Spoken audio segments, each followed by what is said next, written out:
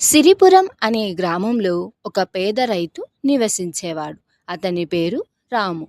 రాము తన పేదరికంతో ఎప్పుడూ బాధపడుతూ ఉండేవాడు. రాము తల్లి అనారోగ్యంతో బాధపడేది. రాము తన పేదరికం వల్ల తన తల్లికి మెరుగైన వైద్యం చేపించలేకపోతున్నా అని బాధపడేవాడు. అదే సమయంలో రాము భార్య ఒక సలహా ఇచ్చింది. అడవికి వెళ్ళి మంచి మూలికలు తీసుకొస్తే తన తల్లికి వైద్యం చేయించవచ్చు అని సలహా ఇస్తుంది.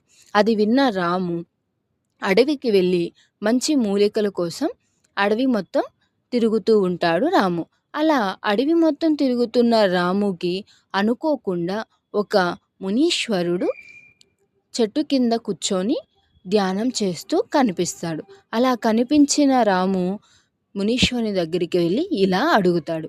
స్వామి, నా తల్లి అనారోగ్యంతో బాధపడుతుంది.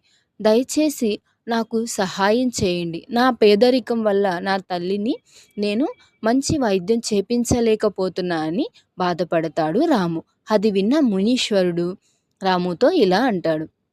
నీవు పరమట వైపుగా నడుచుకుంటూ వెళ్ళు. నీకు ఒక గుహ కనిపిస్తుంది.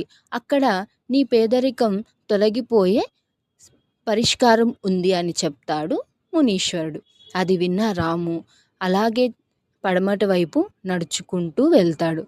అలా వెళ్తూ ఉండగా రాముకి ఒక గుహ కనిపిస్తుంది. రాము ఎంతో భయపడుతూ ఆ గుహ దగ్గరికి అడుగులో అడుగు వేసుకుంటూ వెళ్తాడు రాము. అలా వెళ్తూ ఉండగా గుహ మొత్తం చాలా చీకటిగా కనిపిస్తుంది. రాము భయపడుతూ లోపలికి నడుచుకుంటూ వెళ్తాడు. అక్కడికి వెళ్ళిన రాము ఒక దృశ్యాన్ని చూసి ఆశ్చర్యపోతాడు. రాముకి అక్కడ ఒక నిధి కనిపిస్తుంది. అది చూసిన రాము ఎంతో సంతోషించి తన పేదరికం తీరింది అని తిరిగి ఆ నిధిని తీసుకొని ఇంటికి వెళ్ళి జరిగినదంతయు కూడా తన తల్లికి తన భార్యకి రాము వివరించి చెప్తాడు.